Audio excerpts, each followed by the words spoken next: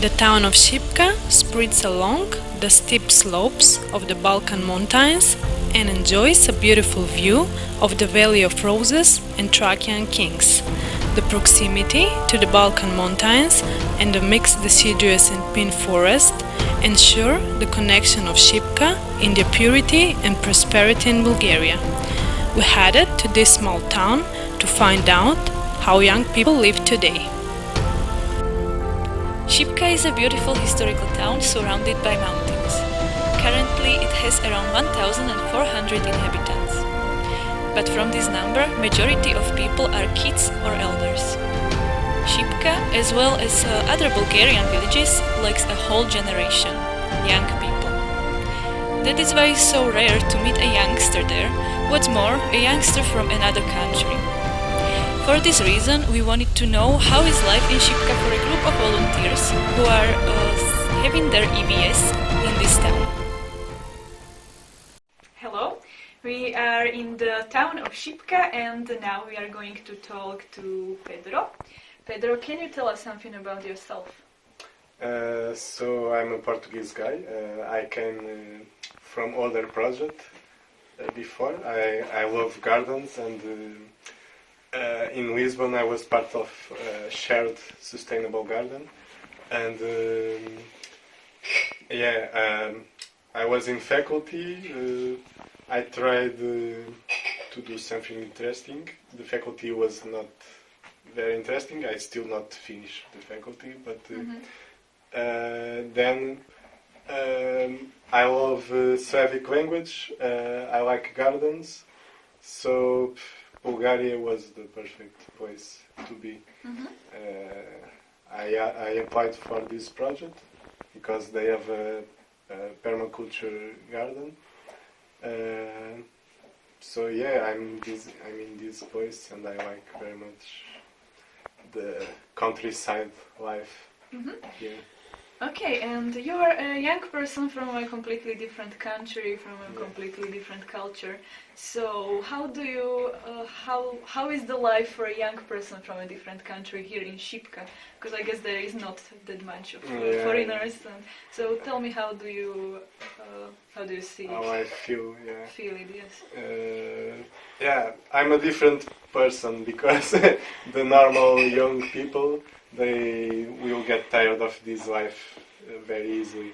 But I love nature. I love to be in the middle of nature, and for me this is perfect. I prefer to be here all the time.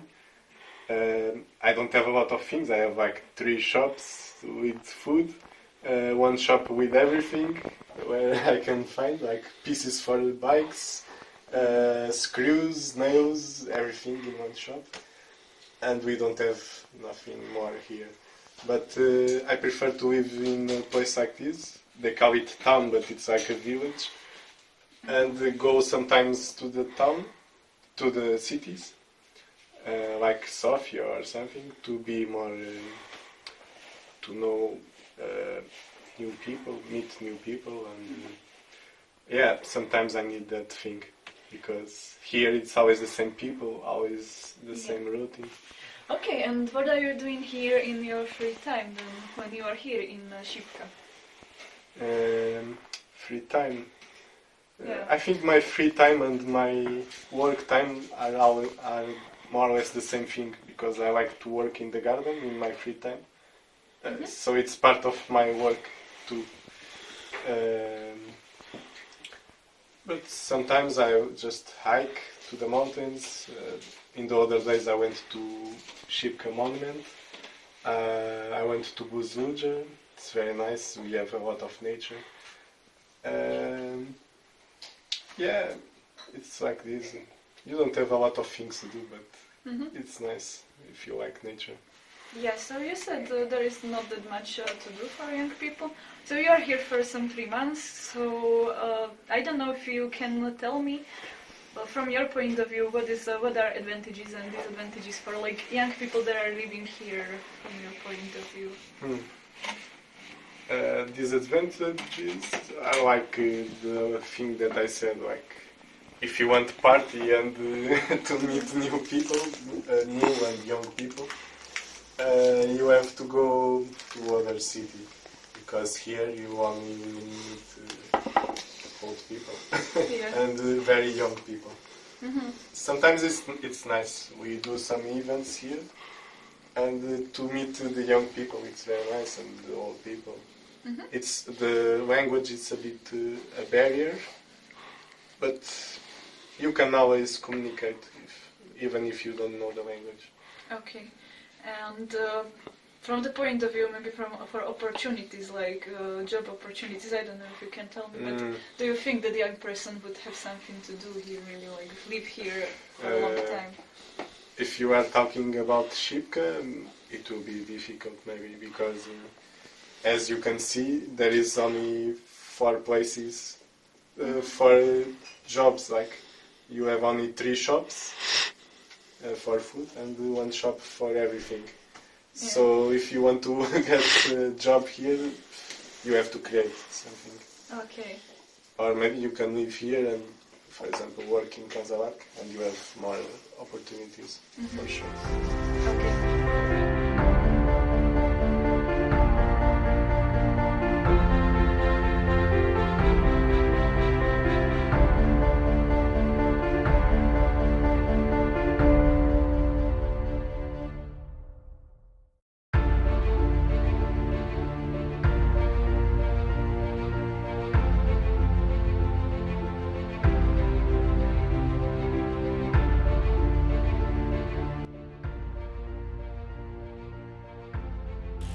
As we walk around the small but charismatic town of Shipka, we had the opportunity to meet with the mayor of the town, Mrs. Vasilka Panayotova, and talk a little more about the lives of young people in the past and today.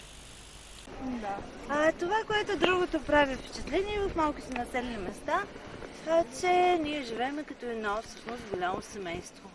Нашето населено място, град Шипка, е историческо. На първо място в този исторически план включваме най-вече събитията около Руско-турската освободителна война. Да. Ходихме в този малък, но харизматичен град Шипка. Не видяхме много млади хора, повечето бяха стари хора.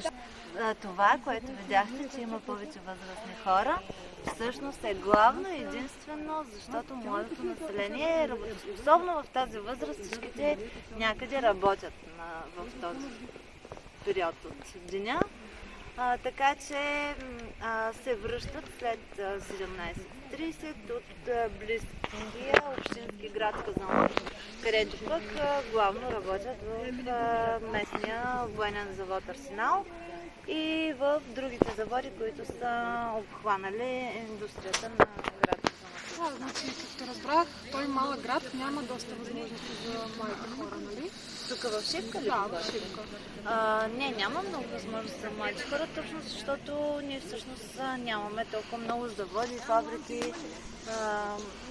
За разлика от миналото, когато Шипка се е славила с многобройно население, сега демографския срив е оставил отпечатък и в Шипка, защото, както знаете, пък и в цяла Европа е така.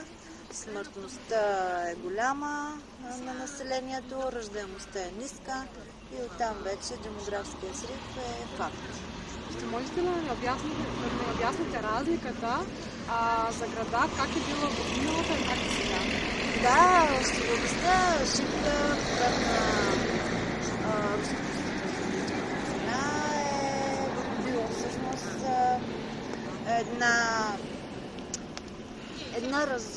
развита всъщност Шипка. Главно са се занимавали с занаятчийство по време на турското робство. Знаете, че в България сме били под турско робство цели 500 години. В този период Шипка всъщност, въпреки поробителите си, е процъфтявала и населението дори е имало един период, в който пътеписите показват, че населението наблюдавало цели 9000. Аз лично, когато го четах, почти не повярвах на фона на това, което е в момента. В момента сме 1500 човек. Тези, които са в чужбина, съвета ми е да се върнат. Защото където и да си по света, си като дърво без корен. Аз също съм била известно време в чужбина, но само за да поработя, за да мога да си закупя примерно първия автомобил. Това беше един от поводите. Първия повод, с който напуснах страната да поработя малко, защото тук не можех да си го позволя с заплатата, която получавах. Трябваше да чакам 2 години примерно. Тогава повече не съм. За кратък период съм била извън страната, но аз лично така го почувствах, че не ми е място. Там може, нали, заради възпитанието им да бъдем приемани до някъде, но няма как човек наистина да отдалечавайки се от собствената си родина, според мен да бъде напълно си. Да, Тук ни е мястото, тук ни е корена. Как казват хората, камъка стезе на мястото. Много хубава приказка. Тя наистина това са мъдростите на това поколение, което вече се отива. Всяко едно нещо сякаш е премислено, преминало е пред душата им и тези пословици, поговорки и притчи са изключително важни. Нека новото поколение, нали, да обръща внимание на тези неща и ще разбере колко много път трябва да премине, ако не е обърнало внимание, за да стигне до същия извод.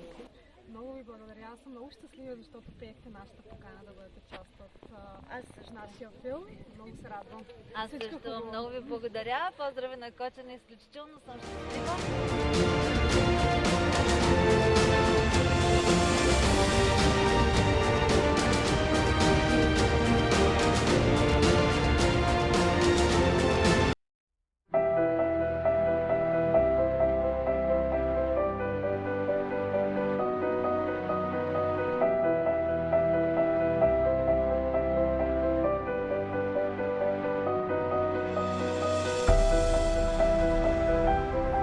Здравейте, момичета, как сте? Добре. Ще може ли с няколко думи да се представите на нашите зрители? Коя ще е по-ти? Добре.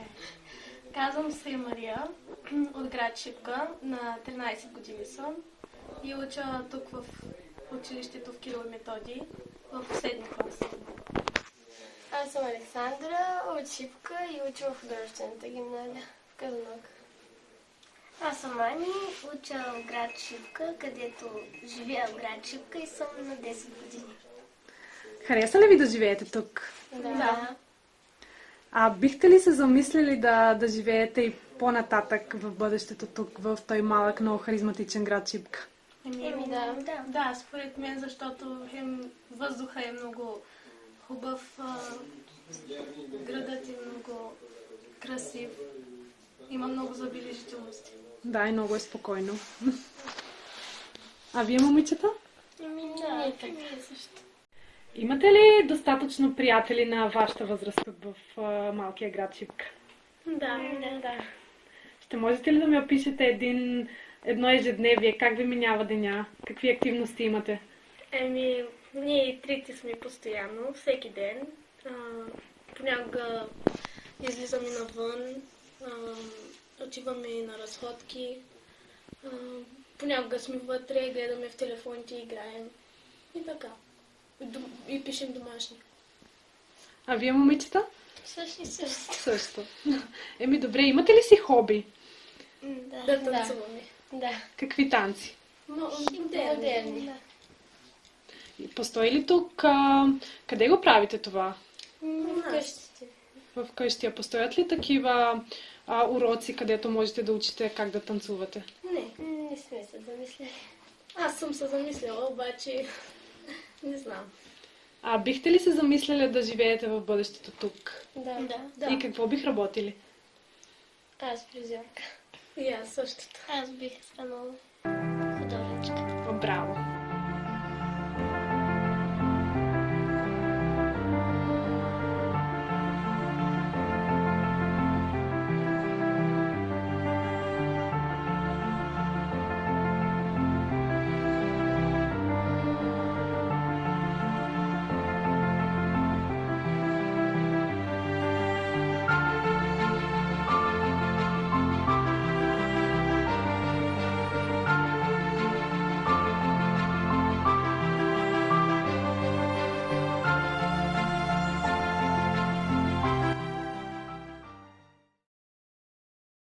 Now we are going to talk to another volunteer, Ophelie.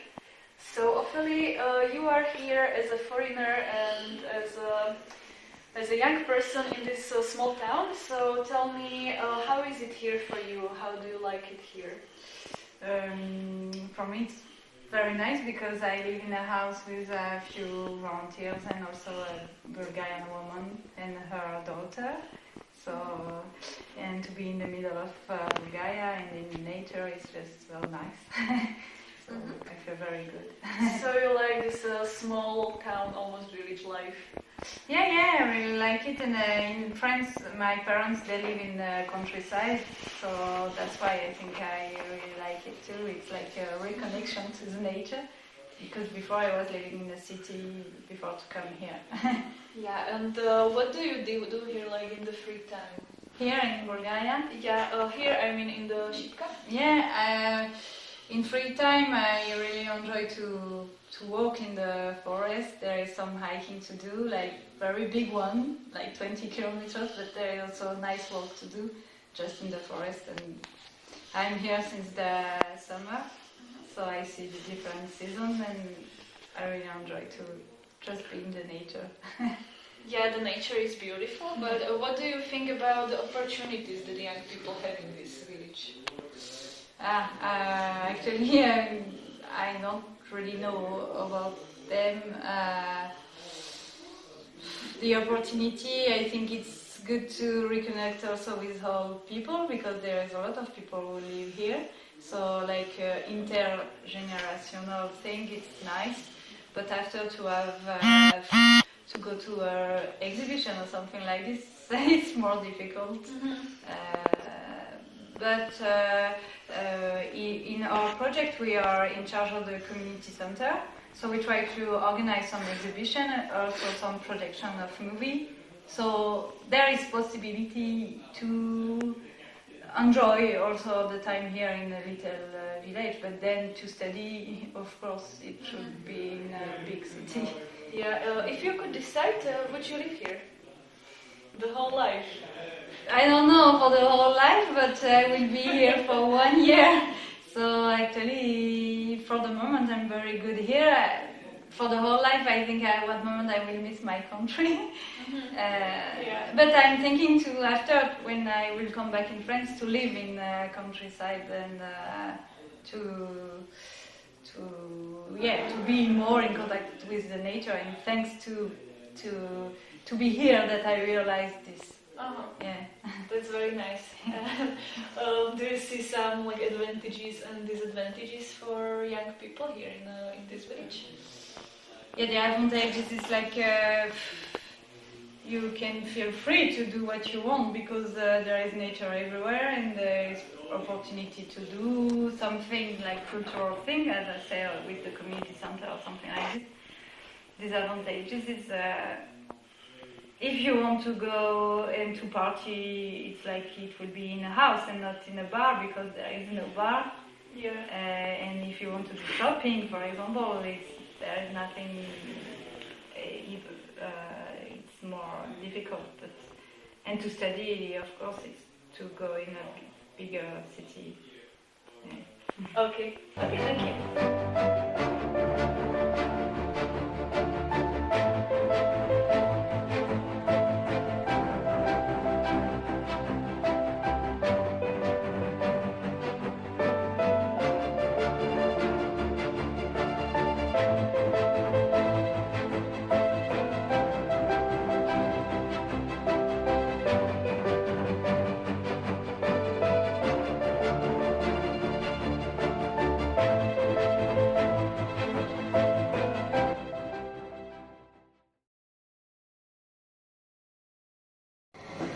Най-първо искам да ви кажа благодарим, защото приехте нашата покана да бъдете част от нашия документален филм. Много се радвам. Да.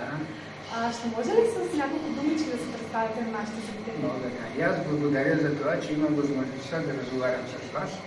Казвам се инженер Христо Христов Гадев. Роден съм през 1933 година. Значи на 86 години съм, на октомври го навърших. Да сте жив и продължаваме така с желание така да бъдем един от активните граждани на град Шипка. Преди, по моето време, когато аз бях млад, бях комсомолски ръководител. Мога да следя на акордеон, така, рисувам така. И с младежите бяха така като вас, хубави, енергични. Правехме тук различни веселия. Всяка вечер веселия, разпира се акордеона, играят. На другия ден правим бригади в селството, в ТКЗ-то, трудово кооперативно земеделско стопанство. Там помагахме царевица, дерясни и други такива помощи. Из града тук сеехме дръвчета, участвахме активно при залесяването на гората. Дали и сега съществуват такива културни събития?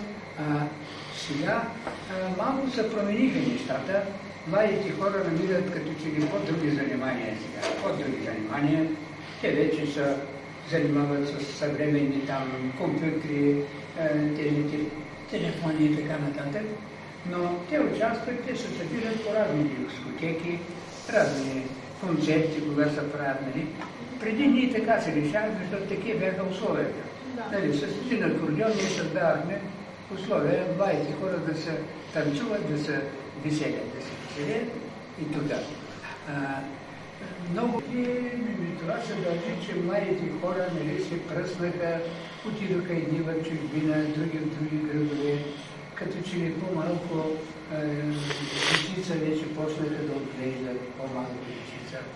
Преди нашето училище беше пълно с децата, защото преди 9 всичко работеха като занаятчии, частно.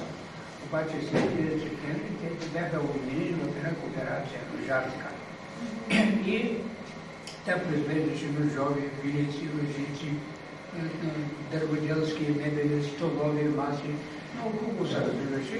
Смятате, че младите хора тук в град Шипка имат достатъчно възможности за образование, както и за работа?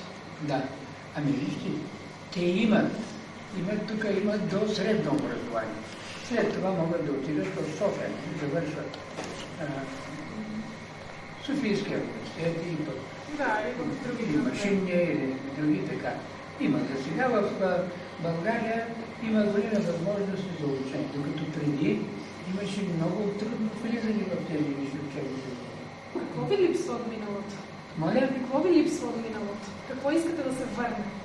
Вижте сега, нищо не може да се върне, нито младостта може да се върне. Не може да се върне, но човек трябва спрямо момента да взима решения правилни и да действа напред. Време за учение не трябва да има. Да. Младежите трябва да бъдат насочени към по-сериозни неща. Да не си губят времето по разни други такива по-леки неща, разбираш така. Защото те са млади хора. Но тук пак е голяма ролята и на по-възрастните, да могат да предадат своя опит, да го предадат. Да ги научат, да. Защото преди всичко беше хубаво, но инициативата беше ограничена. Преди, нали? Там вече всичко канализирано. Вие знаете това нещо. Вие сте по-млада, не сте засегнали това нещо. Докато сега всеки има възможност. Иска да отиде в Германия, заминава да учи и следва. Може да отиде. Какво бихте и препоръчали на младите хора, които живеят в България, в град Шипка и за те, които са в чужбина? Да.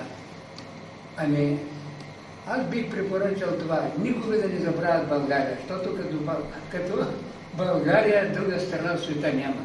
И никога да не забравят България, да се учат, да стават големи специалисти, да се върнат в България. Към нашите управляващи, нали, те са така, стремят се, обаче още повече трябва да обърнат внимание на младите, да създадат условия, за да се върнат. Защото без условия не може. Трябва да им се създадат. Тук можеше да се създадат предприятия, а не да се рушат предприятия. Благодаря. Да. Ще ни път, защото приехте поканата в Благодаря. И желая всичко най-хубаво и нека този дух, младежки дух, да бъде така навсякъде. Много приятно. И на вас също. Благодаря.